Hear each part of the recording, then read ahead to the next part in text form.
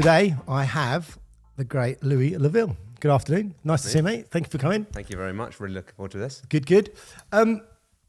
Simple to start away, because this is the first time I've met you. So tell me, who is Louis Laville? Where does it all begin? And don't say Rob 1973.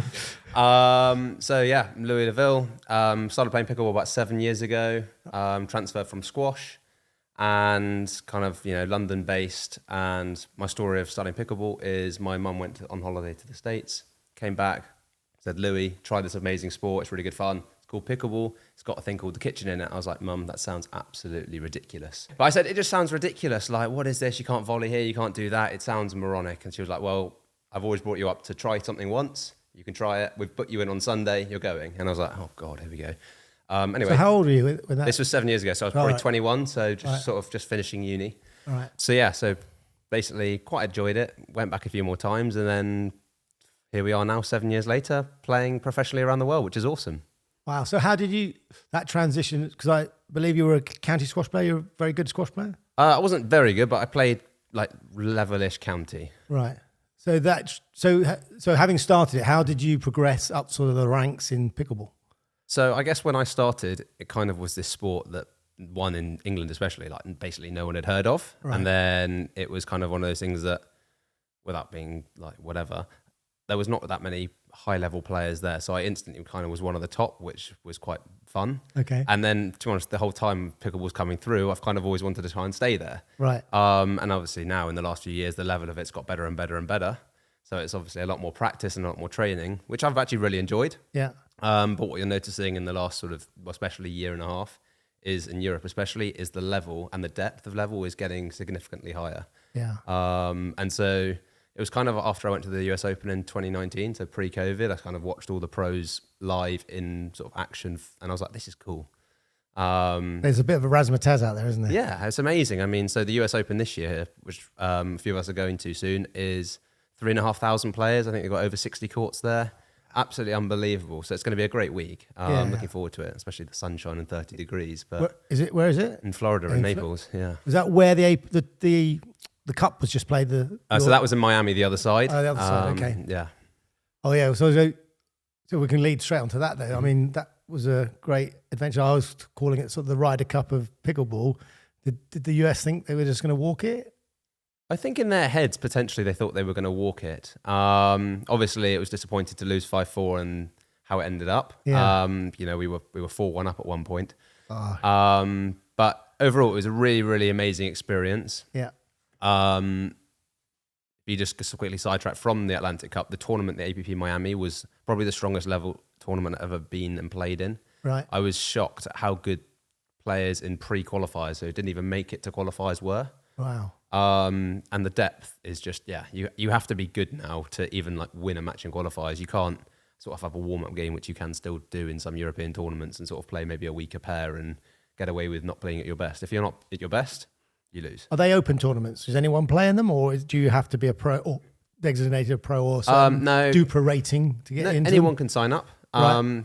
But obviously, the lower your rating, you're probably going to start in pre-qualies, and then it's 7 matches you have to win to make the main draw against very good players. Okay. And that's an American tournament. Have we got the likes of that over here? Sort of that level, apart from the Open, maybe in the Nationals, or English Open will be the closest in Europe, I think. Right. In Asia, the Indian Open, and they have the PPA Australia, which is kind of getting bigger and it's a lot of higher level. I guess in terms of depth, or in terms of top level, James actually got on a really good run in the singles. He beat someone who had actually won. James Chowdhury, yeah. So he beat 2 people actually who had previously won APP tournaments. So that's absolutely phenomenal. He got on a proper run. That's his singles. Yeah, singles. Yeah. Right. So I don't want to be on court against him anytime soon in singles because I'm going to get absolutely minced. But if we go back to the APP in Miami, so yeah, we were the Atlantic Cup. We were 4-1 up.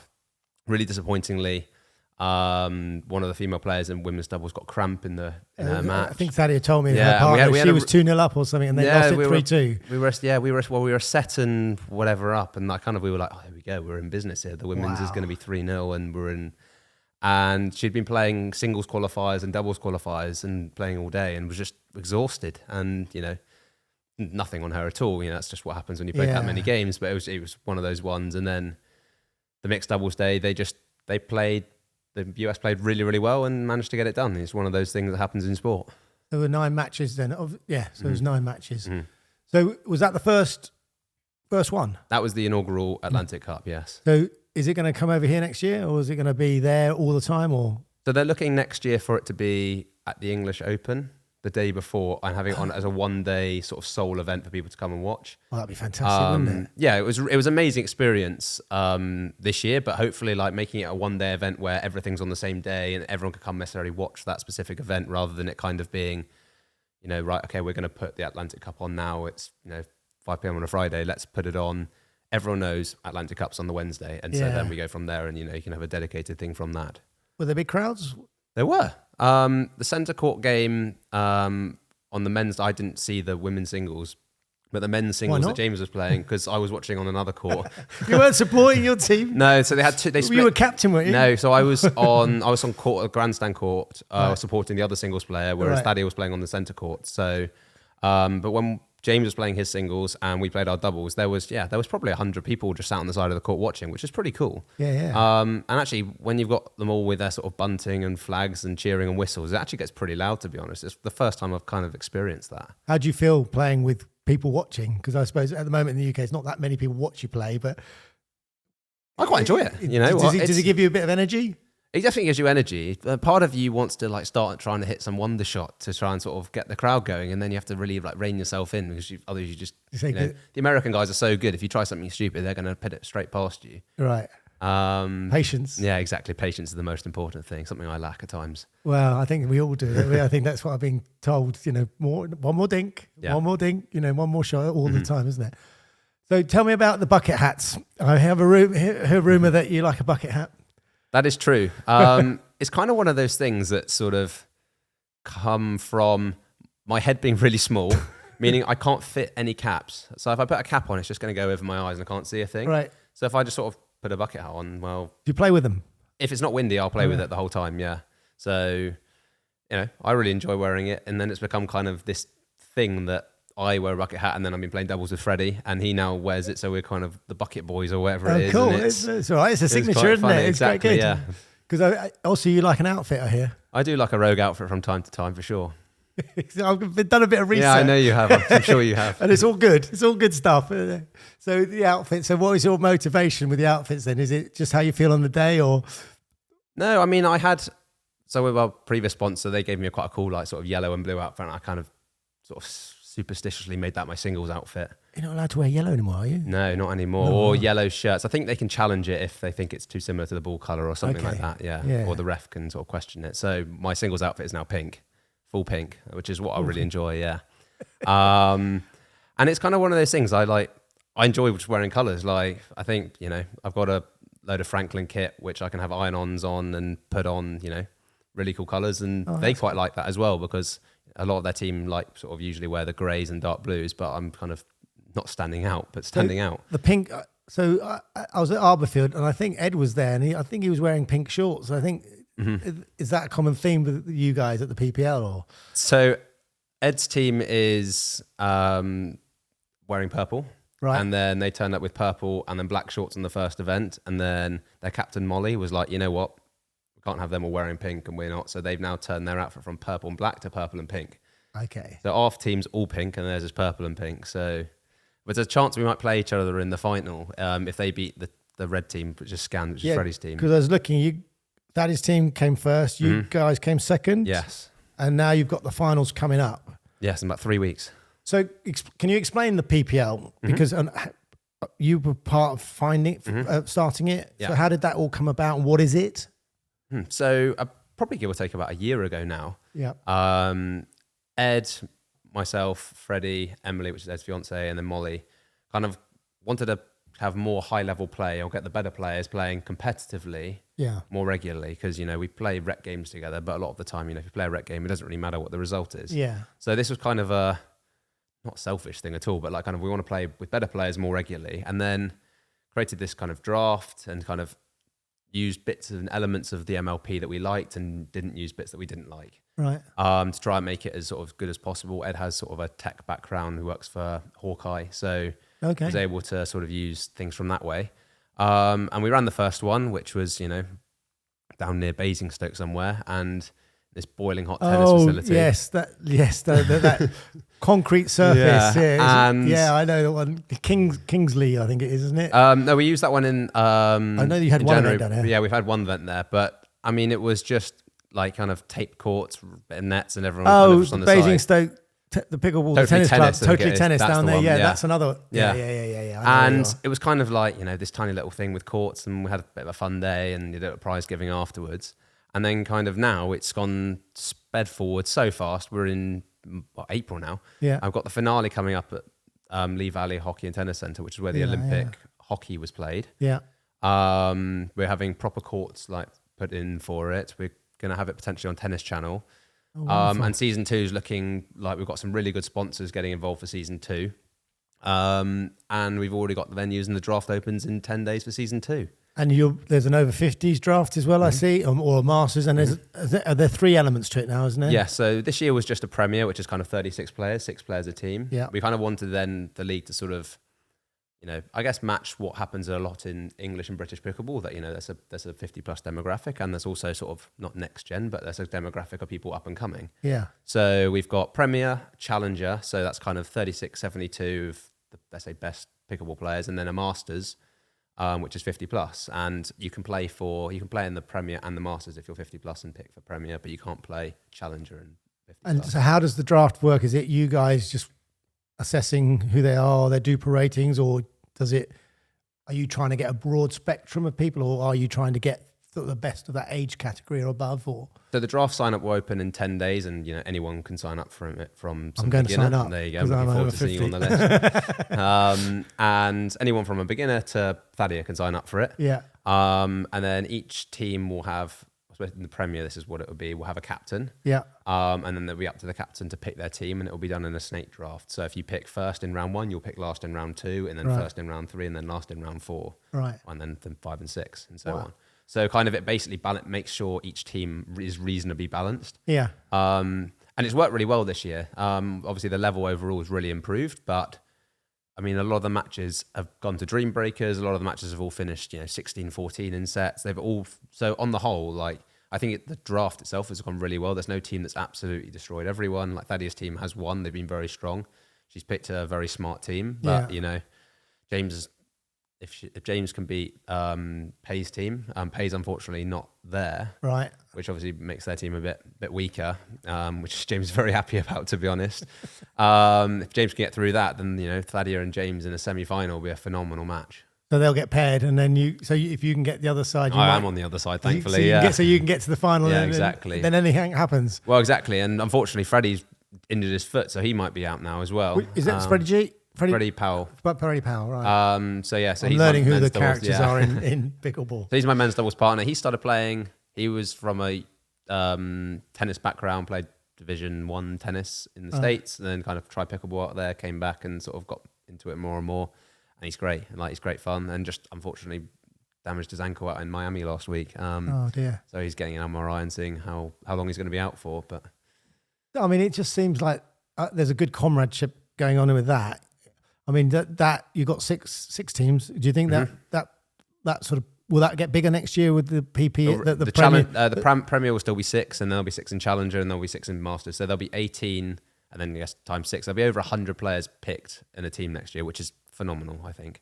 That's brilliant, isn't it? Oh, that's exciting. And when will that season start? So that will start. We've got the first one in Bolton, which is where Nationals is held. Yeah. On the 5th of July, that weekend. Okay. So we're really looking forward to that. We're all set up, ready to go. It's just kind of got to do the drafts and just get the teams organised. Yeah. And then on top of that, so because it's currently just a 1-day event, it's now going to be a 2-day event because Challenger and 50 plus will be on the Saturday. And then we will do the Premier on the Sunday with pro clinics and a festival. So people can come watch, people can play some pickleball, and kind of regardless if you're playing in the PPL or not, you can have a a good day out. Yeah, that's kind of what we want. Again, it's about the Want community. to make it as accessible as possible. That's wonderful, because I was talking to Maisie the other day, and I was at a tournament down in Southampton, and I saw a wheelchair player, and I know her dad runs, or is certainly involved with the Wheelchair Pickleball League, which is up north, and he's going to introduce me, hope, to a guy down here called Andy, and I think plays in wheelchair. And I saw him playing with able-bodied people on court, and I just thought it was wonderful. It's great. I mean, it's inspiring to watch. So there was a sort of inclusive event at the Mediterranean Open in Alicante, which I played in about 3 weeks ago, and amazing to watch them. And then kind of we managed to sort of be fortunate to have a go. Yeah. And it's so difficult.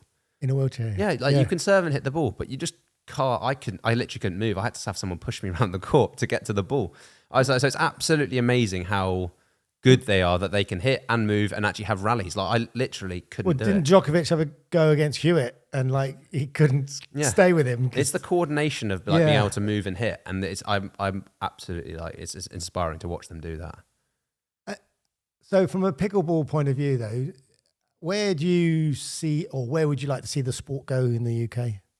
Kind of, I guess we're in a point right now that pickleball has become sort of, no, I won't say mainstream sport, but a known sport to people. Like you say, has it been recognised as a sport now? I actually am not involved in any of that. I've heard rumours maybe it has, but I'm not too sure. Right. This is Sport England recognising. This is Sport England recognising its own discipline rather than a subsection of tennis, for example. Right. I'm not too sure. I'm not too clued up on any sort of governance. James is getting involved with that, isn't James is getting involved. Maybe to get him on this podcast and he'll dig a bit deeper. He said he would come on it because there is that governance issue, because there was an article in the Telegraph, wasn't there? And I said to you, I will ask you about it, and everyone have asked, who should run pickleball? Mm-hmm. Should the LTA get involved, or should Pickleball England be just left to get on with it? Yeah. Do you have a view? I guess the first thing is, Pickleball England have done the most ridiculously phenomenal job over the last 5 years. I mean, I've known Karen, since I started playing, so 7 years. Right. And kind of, there was this little politics of GB Pickleball, but then Karen wanted to create like sort of a not-for-profit, proper governing body that kind of oversaw the major tournaments, did all that and set it up properly, and did it really well, and has done a phenomenal job. She's been working probably 60 hours a week, at least, for the last 5 years. Yeah. And I guess that's really important that people recognise how much she's put her heart and soul into it. Yeah, absolutely. And it's one of those ones that kind of, I don't know which way it's going to go. I obviously don't really ever play tennis, so I don't really know much about the LTA in that aspect, but I kind of just want whatever's best for the sport. I don't necessarily know which is best for the sport. Obviously you hear some of the things about paddle and the LTA and all that stuff. Or as I was told, it's not paddle, it's padel. Rob put me right. Have you played? I've played it. So where I work, we've got paddle courts or padel courts there. Yeah. And I enjoy it. It's a good fun sport. Good sport, I guess the limit on paddle is that it's, courts cost 60 grand plus. You need planning permission for it for having any lights. Yeah. And it is quite difficult. Like the hitting the ball's fine, but as soon as you put it in a corner, it's nearly impossible to get the ball back. So unlike squash, because they play with it's played with a tennis ball, isn't it? Or like a tennis ball. Tennis light ball, yeah. Yeah. Doesn't get hot like a squash ball. If it goes in the corner, it would bounce up a little bit. Yeah, and the idea is to kind of cut the ball into the corners the whole time as well. But no, I'm not. I mean, I really enjoy playing it socially. It's a good fun run around. Yeah, I mean, we've played it down in Cornwall, had a go. I think it's great, but I don't know. I think pickleball is just so accessible, and it's a cheap thing to start. And I think, personally, schools, what a thing for schools. Mm-hmm. I don't know if you've got involved with any schools yet in demonstrating the sport, or, I don't know. I haven't done it at any schools yet, but I've done it quite a lot of, clubs around the place. So, I mean, I've set it up, where I work at Roehampton Club, so we've got 250 players there now, give or take. Oh, wow. And that's just on a once a week kind of basis. And that's a club in itself, Roehampton. That's a members club, yeah. Roehampton Pickleball Club. Yes, and then, it's Roehampton Club, and then there's essentially an American country club plonked in Putney with golf, tennis, croquet and all that kind of stuff. Okay. Exactly. Quintessential. In Roehampton. Exactly. Next door to Rosalind Park Rugby Club, isn't it? Yeah, so I mean, and then I go around trying to set it up when people, so I always did one at Parsons Green Club, I've done it for clubs around that kind of area, but it's more member-based clubs. Right. Just because of my location and things like that and time available. And it's growing. You can see, clubs like, David Lloyd are involved in it now quite heavily, but it's also quite good to have members clubs where people are like, they're dedicated, they've already got a membership for gym, whatever, tennis, all that stuff, and now they have dedicated pickleball. So at Roehampton Club, we're looking to get pickleball and paddle courts. We've already got 2 paddle courts. They're looking to get 4 or 5 more, and then 5 or 6 pickleball courts later this year or at the end of start Just of next year. dedicated pickleball Pure courts, dedicated. not badminton courts No, taped up. pure courts, yeah, which is really exciting. And that will then, I mean, you see pickleball being a mass market sport in the next 5 to 10 years because of just how accessible it is to everyone. We just need better weather. Yeah, the weather's not amazing here at times. Whereas in Miami and California, you can just go out and play whenever you like. Yeah, I mean, we've played outside quite a lot. I guess the wind's not an issue. It's more the cold and wet. I think what's quite exciting is I'm hearing sort of rumours of these indoor facilities in London starting to get built and sort of planning getting put forward, which is really exciting because I think I've heard a couple of rumours that there's something maybe coming up soon, a couple of dedicated pickleball which centres. was phenomenal because it's kind of the thing the UK and Europe to a certain extent, but UK really needs with its weather is an indoor dedicated facility that players can go play, but also train at, for example, the top of players, so we don't have to wait for a tape court once a week, for example. Like that's what Thaddy was telling me. She's like, training is her biggest problem, finding somewhere to go and train regularly. I think she went to the Indian Open, I think, and she said her partner just struggled to get any practice in because there was nowhere easy to get to, or had to go to Southampton, travel up from Thames, didn't, and you like yourselves. But I suppose you're fortunate you've got a facility up there now. Yes, I didn't have one before. So it's just we just have a taped tennis court once a week, and I invite some of the top players to come and train in the evening. So, for example, we played from 8 to 10 last night for a couple of hours, which is really, really good that we can do it. But it's nothing compared to the States where they've got courts everywhere. Even like, so as Thalia said, we're in India. They're playing full time, a lot of them now. And it's big over there, isn't it? It's massive over there. I was absolutely astonished that they came to the English Open last year and there were some good players, and then they were like nothing special, and then we will go out there and thinking they'll be good, they'll be better, and they were ridiculously good, and they were just like, oh yeah, we play pickleball 5 hours a day, and you're like, well, not surprising then, is it? You're good. Well, they've got history, haven't they? India, Pakistan. I mean, squash. I mean, Yahinga Khan, wasn't it? He used to be. He never got beat, I think, was it? For years. There was some match run he was on. Incredible, because they got great. Oh, well, they're great at cricket as well. So the hand-eye coordination, it's obviously inbred in their culture. I mean, and are you a coach?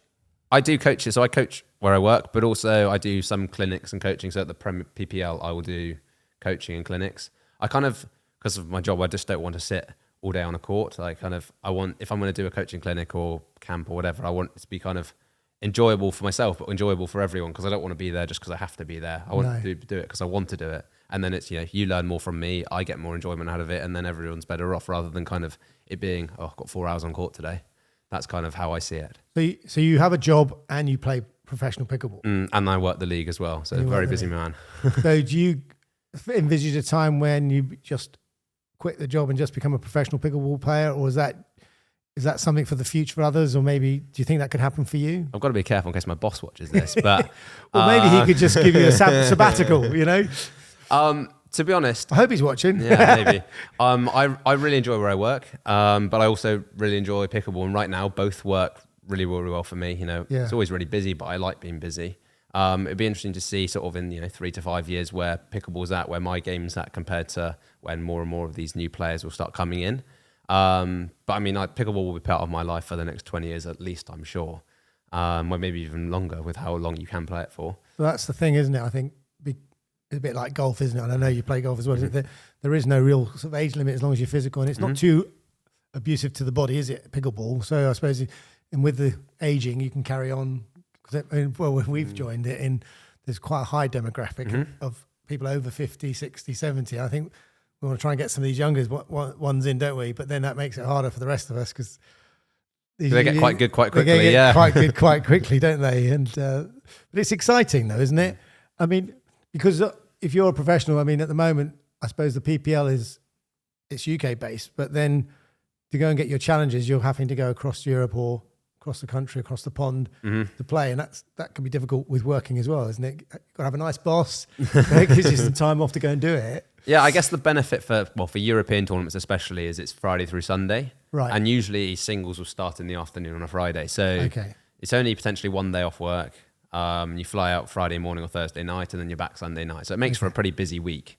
But it's a long week. You make it work, and I really enjoy that kind of weekend travel. As you say, you know, we're all very competitive on the court, but we're all very sociable and great camaraderie off the court because we all stay with each other. We all, you know, big Airbnbs. We'll go for dinner together, which is what one of the most things I love about pickleball. Like you hear things in other sports that none of them will speak to each other or whatever, and it's just not that. We'll finish a match, you know, winners win, losers lose, and we'll go for a beer together, which is kind of, you know, what I love about the sport. I come from a rugby background, and exactly what rugby's about. You know, you knock each other out, and then you get off and have a drink, and you just laugh about what happened, don't you, on the day? And it's like, that's what's so wonderful about pickleball in our club. I mean, it's, you know, we've got 70 members, and we've got 50 people waiting on a waiting list, and that's a struggle.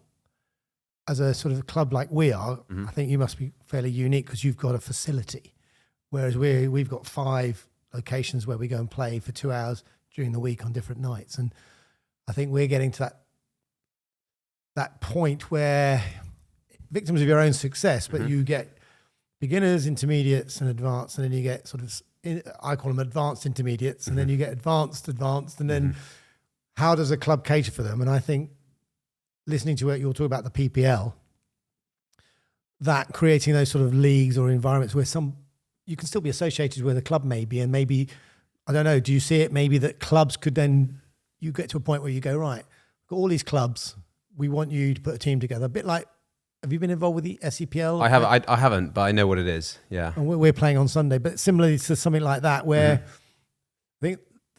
I've only played, this is my second year playing. So the first year, it was like, hands up, who wants to play? And we'll put a team out. This year as a club, we've got 3 teams. It was like, right, you group are going to be in the first squad, you're going to be in the second squad, and you're going to be third, picked on your ability now. Yeah. But going forward, could you see that being something, you know, outside of the clubs, because to give more people more challenges? I think so. I think one of the things as well to consider is there are a lot of people that want to play competitively, and some people who just want to play socially. Yeah. Because, you know, you and I, very competitive, always want to try and win the game or whatever. But there are some people that just want to come and have a hit along. But as you say, in terms of the levels, you know, Duper are making their sort of rating much more accurate now. You know, that people always will have sort of debates on whether they should be higher or lower. But it's getting more and more accurate as time goes on. More scores that you put into your sort of ranking system, it will update accordingly. And I think it's one of those ones that, you know, being in, let's say, Division 2 or whatever it is, you shouldn't be seeing it as like, oh, I'm not as good as them. It's more like, I'm going to try and win this and then move to the next one. Exactly. Because the last thing you want to do is be put in the Division 1, be completely out of your depth and lose every game.